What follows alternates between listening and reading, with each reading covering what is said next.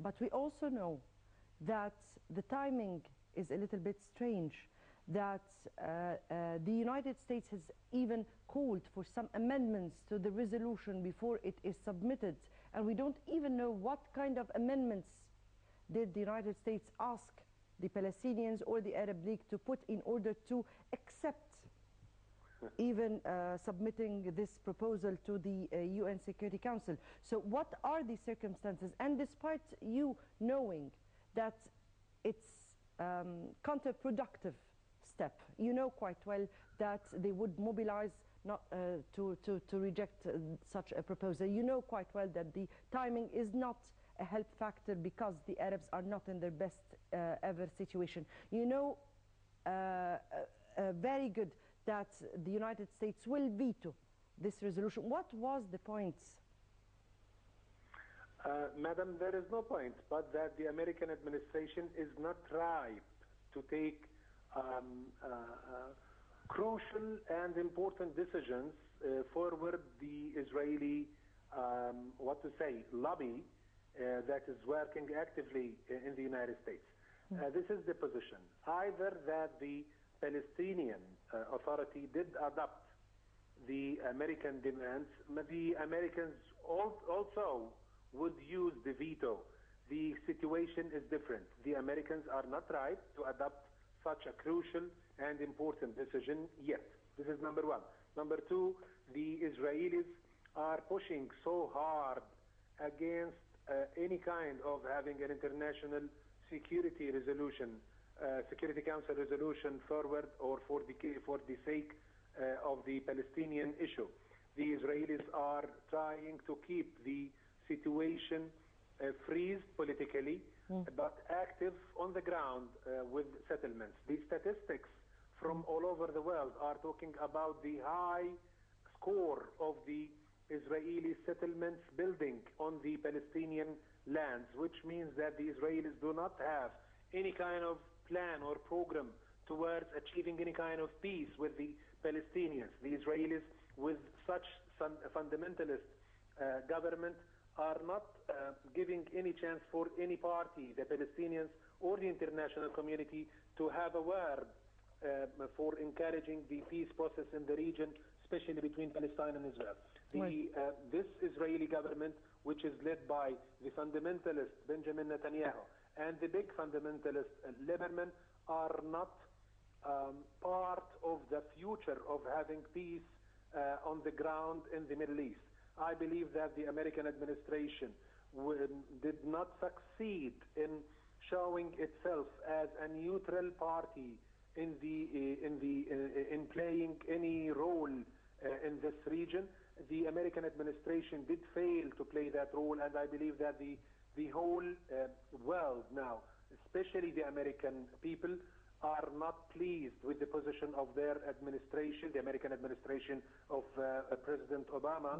And I believe that President Obama by himself is having a big problem in facing himself on the mirror for what he did against the principles of having justice, the principles of having democracy, the principles of having human rights achieved in Palestine, especially after the big war the Israelis did practice over the Gaza Strip lately, and the 5 wars that the Israelis did practice over Palestine and especially Gaza in the last 6 years.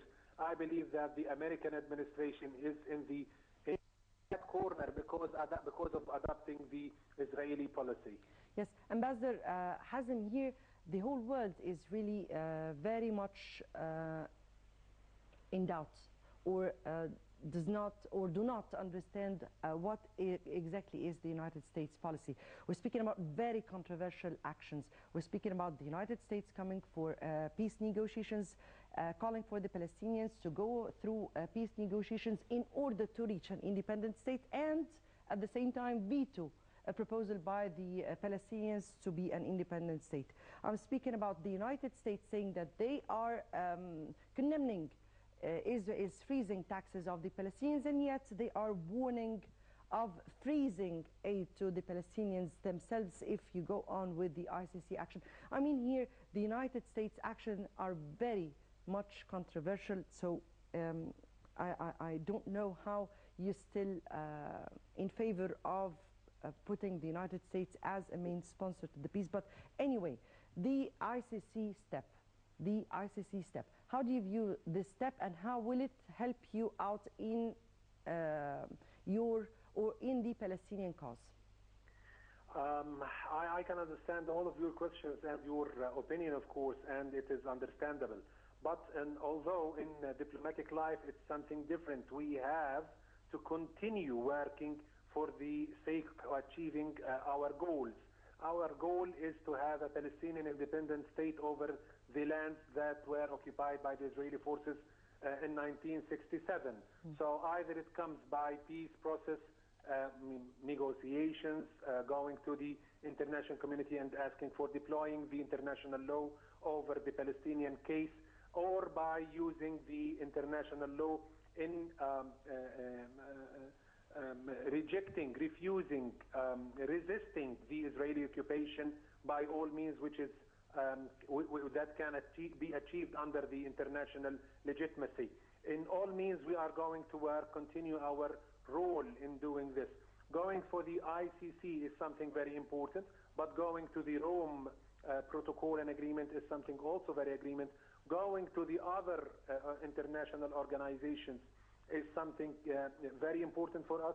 If they are saying, between quotes, that going to the UN Security Council is a kind of diplomatic terrorism, as Israel did say, and this is something very amazing and shocking, in fact.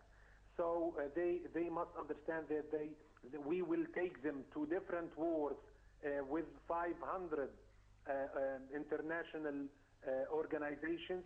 We are only asking for our rights, our right of being independent, our right of being free like all other peoples all over the world, our right of having our dignity practiced on our lands of Palestine.